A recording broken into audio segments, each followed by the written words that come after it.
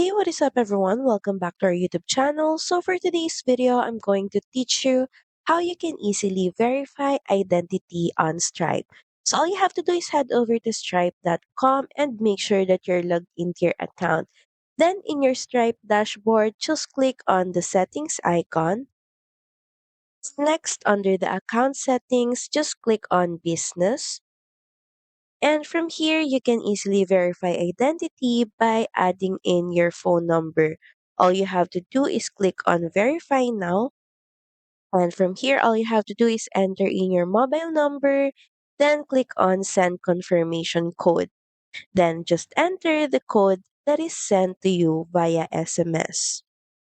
Another way to verify your identity is by heading on identity. You should be able to see this under the shortcuts section on the left panel. But if you don't see it, you can try and search it. Just type in identity, then click on go to identity. And from here, all you have to do is answer a few questions, then check the box beside the option that best describes your answer. Then once done, just head over and click on submit.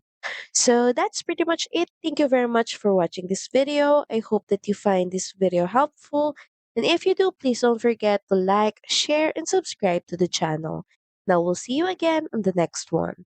Bye!